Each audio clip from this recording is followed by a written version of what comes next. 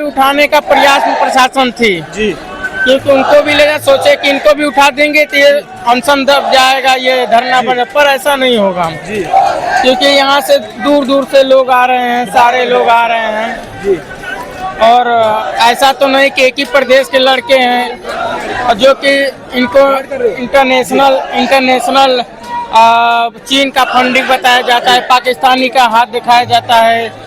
ये बीजेपी का शुरू से आदत है, ये सिर्फ धर्म के नाम पर लड़ाने वाले व्यक्ति लोग हैं।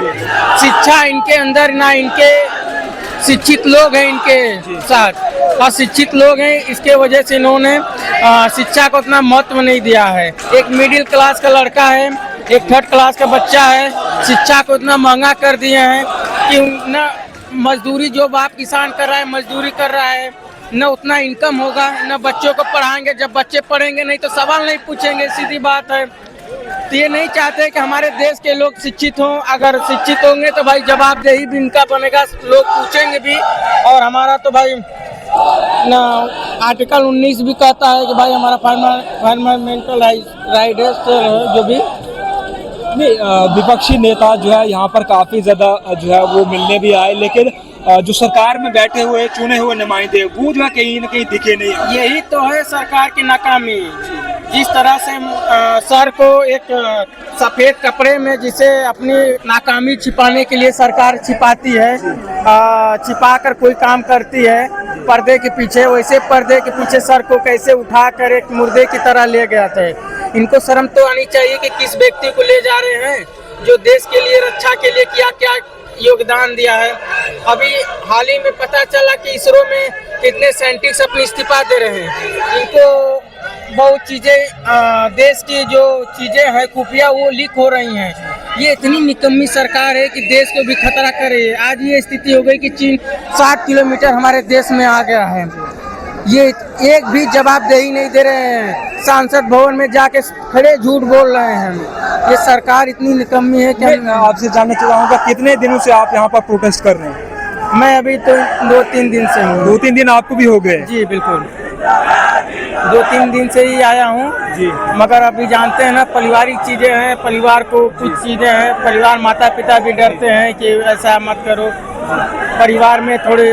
मगर अगर हम आज नहीं खड़ा होंगे तो कल हमारे बच्चे भी ऐसी कहीं ठोकरें खाते हुए मिलेंगे, कहीं रास्ते पे भटकते हुए मिलेंगे। आपसे एक सवाल रहेगा मेरा, क्या आप किसी पॉलिटिकल पार्टी से तो नहीं है जुड़े हुए?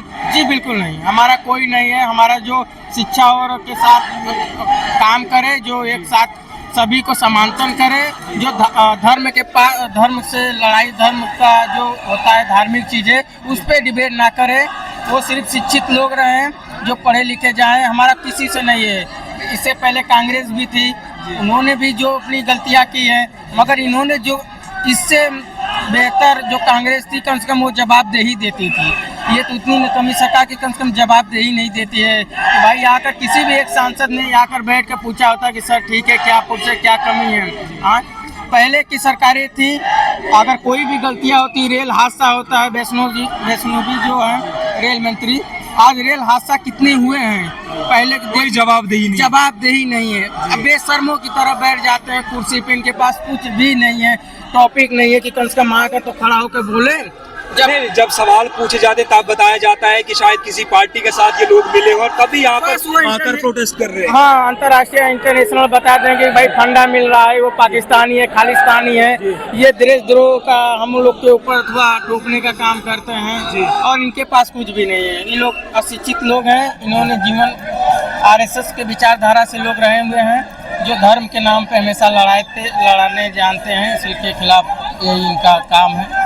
हाँ तो चलिए जी, ये बिल्कुल यहाँ पर जो है कुछ लोग थे जिनका साफ तौर पर कहना है कि अगर हम बात करें जंतर मंतर पर जो है पिछले कुछ दिनों से ये लोग भी जो यहाँ पर प्रोटेस्ट करें, जिनका साफ तौर पर कहना है कि एजुकेशन मिनिस्टर जो है इंडिया के, उनका जो है रेजिग्नेशन होना चाहिए। और भी लोगों के साथ बातचीत करने की कोशिश करेंगे और लोगों के साथ बात करेंगे उनका जो है इस मामले पर क्या कुछ कहना है।